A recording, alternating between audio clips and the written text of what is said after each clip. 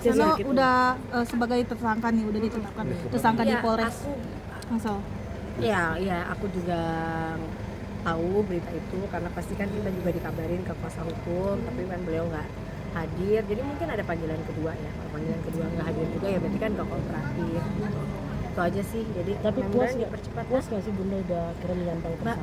Puas nggak puas itu tidak pernah terjadi dalam rumus hidup aku. Aku tuh pengen orang tuh harus dipenjara gitu. Aku pengen orang tuh harus tersiksa, itu nggak pernah ada di dalam rumus hidup aku, dan aku diajarin sama orang tua aku ya. Tapi sekarang begini, kalau misalnya kamu ada orang yang berbuat salah, kerja 8 tahun tuh kalau dibilang gak enak kan nggak mungkin ya. Beliau datang waktu itu udah awal-awal kerja, bener-bener aduh kalau aku lihat kayak gimana dia baru datang, kayak gimana dia cara semuanya lah gitu ya, sama gimana rumahnya dulu zaman sebelum ketemu aku 8 tahun yang lalu, semua ada semua tuh ibaratnya historinya. Akhirnya 8 tahun dia kerja, dia udah bikin rumah tingkat, udah punya pakai AC, udah semua ya. Dengan waktu itu memang saat itu suaminya selama 8 tahun katanya kurang beruntung lah, tidak bekerja memang, jadi belum beruntung untuk dapat pekerjaan, jadi memang yang kerja kan mbaknya gitu. Terus dengan kehidupan 8 tahun dari saya bisa mempunyai kehidupan yang sampai segitunya, harusnya kan ada malu, ada gimana sih kamu kerja sama orang tersebut, kamu bergantung hidup sama orang tersebut, lalu pada saat udah ketahuan kamu melakukan hal-hal yang tidak benar gitu ya, tiba-tiba kamu melawan dengan cara apapun, dengan cara yang kalau kamu berketuk-ketuk baik ke rumah orang, saya minta maaf, saya bertaubat, gimana cara saya supaya kita bisa membayar, menyicil atau apa, siapa orang yang gak bakalan akan memaafkan.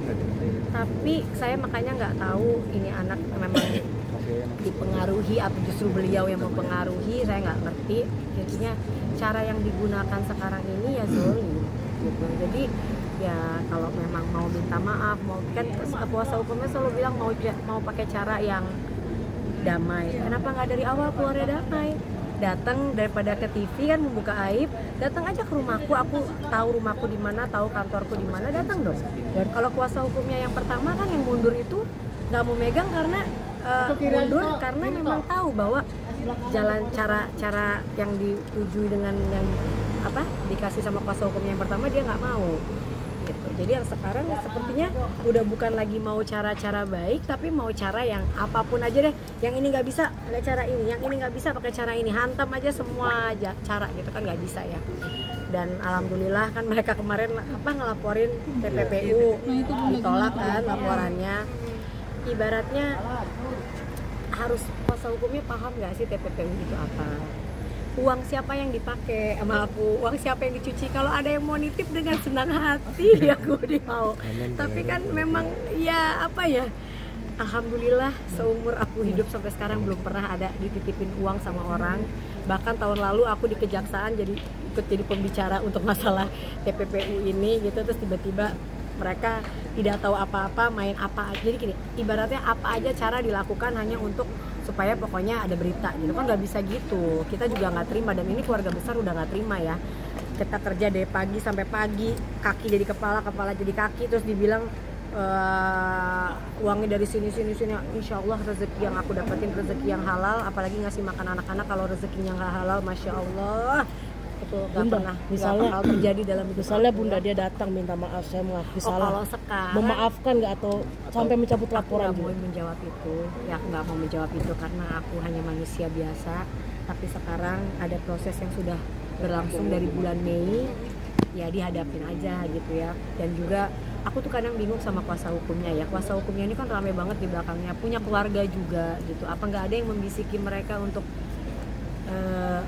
apa sih yang kalian tuju? Kalau kalian dari awal mau minta damai, cabut laporan, kok caranya malah mau bikin orang hancur gitu kan? Cara awalnya salah, pembukaannya udah nggak bagus gitu. Jadi maunya apa? Jangan sampai yang tugas kuasa hukum harusnya bagus membela klien, jadinya zolim ke orang.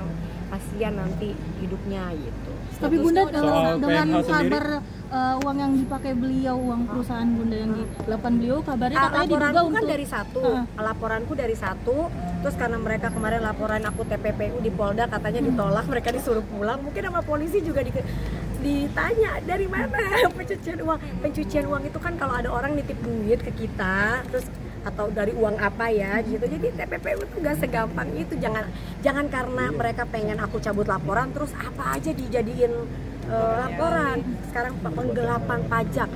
Sebulan sebelum mereka warawiri show di TV, aku baru dari Dirjen Pajak ngurusin kalau kita pengusaha nih ya. Misalnya dulu aku beli dari pabrik kosmetik, ada kurang bayar atau selisih. Mbak, ada selisih bayar, ada apa, dan kita kan punya konsultan pajak. Dan si Mbak ini baru jadi orang keuangan aku tuh baru 8 tahun tuh dulu jadi packing, jadi admin, nggak megang keuangan. Jadi tiba-tiba dia bisa bilang begitu, konsultan pajakku pada teriak, pada ada yang ngerti apa emang dia tahu.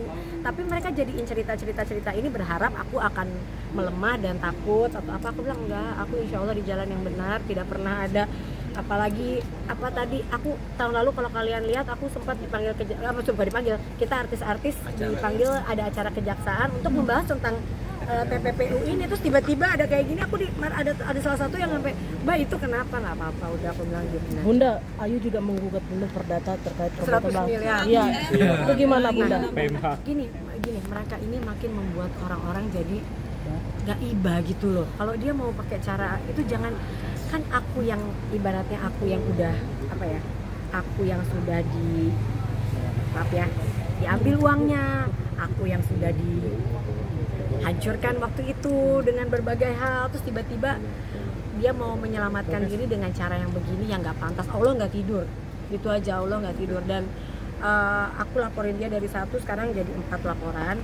Ya mudah-mudahan pas dia dipanggil dia masih bisa dipanggil ya, karena kan nggak tahu juga waktu dia berapa lama lagi akan bisa dipanggil ya. Dan juga dia Bunda tahu nggak sih menyiapkan Bun, uang yang dipakai beli pencemaran nama baik, Kalian pemerasan ini apa itu? Kan mengkontra omongannya dia, Ya Bunda. buat apa gitu, aku mengkontra omongannya dia tuh, aku sebenarnya nggak mau mengkontra omongan dia.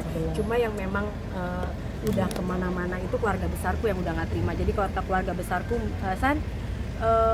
yang ini nggak bisa dibiarin ya, karena ini udah terlalu jadi bias nanti kan. Jadi bukan masalah substansi yang dia menggelapkan, memalsukan atau mengambil uang, udah bukan lagi itu.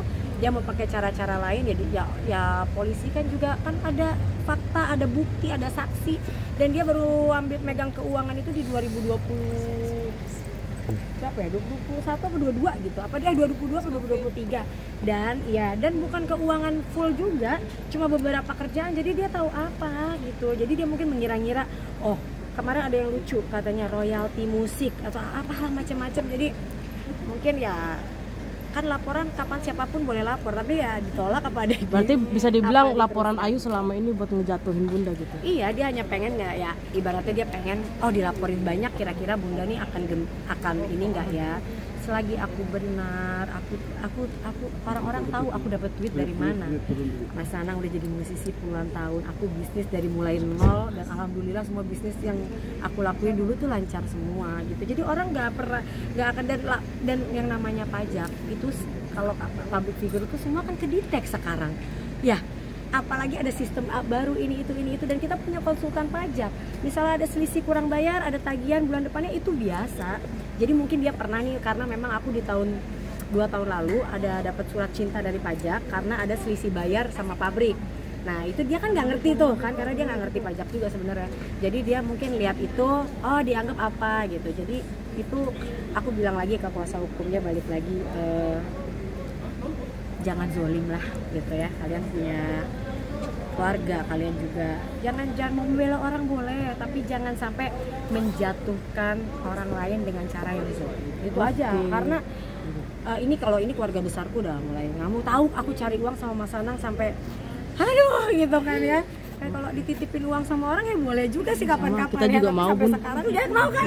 Tapi alhamdulillah sampai sekarang belum, dan gak akan mau sih, karena aku apalagi udah belajar dari kejaksaan tahun lalu pas kita diundang bahwa ternyata kado aja bisa kena ya. Bun, kayak